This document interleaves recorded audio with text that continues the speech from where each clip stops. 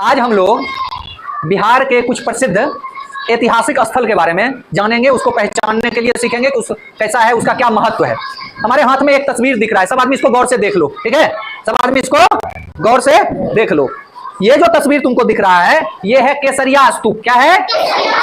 और ये पूर्वी चंपारण, बिहार के पूर्वी चंपारण जिला में है। किस जिले में है? और ये बौद्ध धर्म के रिलेटेड सबसे बड़े स्तूपों में से एक माना जाता है। कौन सा? केसरिया स्तूप। केसरिया स्तूप क्या है? बौद्ध धर्म के सबसे बड़े स्तूपों में से एक स्तूप है, ठीक है? इसके बाद हम दूसरा देखते हैं। ये तस्वीर दिख रहा है तुम लोगों को, ठीक है? ये तस्वीर है महाबोधि मंदिर का। किसका तस्वीर है? महाबोधि मंदिर का। और ये महाबोधि मंदिर कहाँ अवस्थित है पता है तुम लोगों को? कहाँ पे? बिहार के गया जिले में। कौन जिले में? गया जिले में अवस्थित है महाबोधि मंदिर। यही कहा जाता है कि भगवान बुद्ध को किसका प्राप्ति हुआ था? ज्ञान का। किसका प्राप्ति हुआ था? अभी ये बिहार के सबसे प्रसिद्ध पर्यटन स्थल में से एक है। एक दहाई। ये क्या है? एक दहाई में देखो कितने इकाई हैं। 1 2 3 4 5 6 7 8 9 10। 10 इकाई मिलके कितना बना? एक दहाई। 10 इकाई मिलके कितना बना? एक दहाई। अब ऐसे ऐसे ये देखो कितना दहाई है? 10 दहाई। 1 2 3 4 5 6 7 8 9 10। अगर ये 10 दहाई को उठा के इस सैकड़ा पे रख दें तो देखो 10 दहाई मिल करके 10 दहाई मिल करके एक सैकड़ा के बराबर हुआ। एक सैकड़ा में कितना दहाई? 10 दहाई। कितने दहाई? 10 दहाई, ठीक है? अब देखो जैसे ये है 1000। ये क्या है? ये 1000 है। तो 1000 में कितने सैकड़े होते हैं? इसके लिए देखो ये सैकड़ा है ना, एक सैकड़ा 2 3 4 5 6 7 8 9 10। 10 सैकड़ा मिलाते हैं, देखते हैं किसके बराबर? 1000 के बराबर होता है क्या? देखो दोनों बराबर हो गया। 1000 में कितना सैकड़ा? कितना सैकड़ा? 10। और एक सैकड़ा में कितने दहाई? एक सैकड़ा में कितने दहाई? 10 दहाई। देखो बात समझ में आया? तो इस चीज को हम लोग किताब में रखते हैं ना, देखते हैं ना, इसको प्रैक्टिकली भी करके देख कर समझ लिए ना, समझ में रहेगा ना, भूलेगा नहीं ना? Good, thank you. कुछ देख रहे हैं लोकोक्तियां और मुहावरे जो गांव घर में प्रचलित होता है ना, समझे? उसके बारे में जैसे एक मुहावरा है टांग अड़ाना। क्या है? टांग अड़ाना। इसका क्या मतलब होता है जानते हो? जैसे कोई आदमी कोई काम कर रहा था ना, उसमें जाके तुम टांग अड़ा दिया। टांग अड़ाने का मतलब बाधा पैदा करना, अड़चन पैदा करना, समझ रहे हो? जैसे इसको अगर वाक्य के रूप में बनाना है, बोलना है तो कैसे बनाएंगे? गौरव कुछ काम तो करता नहीं, लेकिन अपने मनोज के हर काम में टांग अड़ाता है। क्या करता है? टांग अड़ाता है। जैसे एक लोकोक्तियां है यहाँ पे, ईश्वर की माया कहीं धूप कहीं छाया। ईश्वर की माया कहीं धूप कहीं छाया।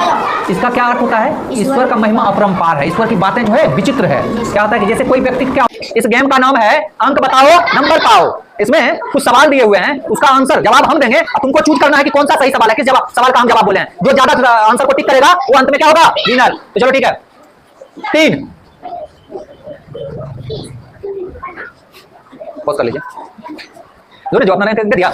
15 8 8 2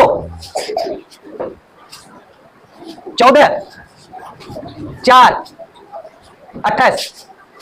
चलो खत्म हो गया। कली कुमारी को मिला टोटल 3 2 5 अंक और सोहन कुमार को इस तरह से विनर रहा कौन? कली कुमारी। इसके लिए एक बार जोरदार ताली। गुड गुड, बैठ जाओ। अलग अलग प्राइस का कुछ स्टिकर रखा हुआ है। जैसे इसका कितना प्राइस है? 700। इसका कितना प्राइस है? 150। तुम सबों को जो है ना 1,000 रुपया हम दिए हैं। कितना दिए हैं? और शर्त यह है कि 1,000 रुपया में कौन ज्यादा से ज्यादा सामान खरीद सकते हो। ज्यादा सामान कब खरीदोगे? जब वो छोटा छोटा कम दाम वाले चीजों को ज्यादा कलेक्ट करेगा। जिसके पास ज्यादा पीस रहेगा वो जीत जाएगा, ठीक है? रेडी करें? 3 पे तुम लोग रेडी। तुम लोग को जो है ना कम दाम वाला सामान को उठाना है, ठीक है? 1 2 3 गो।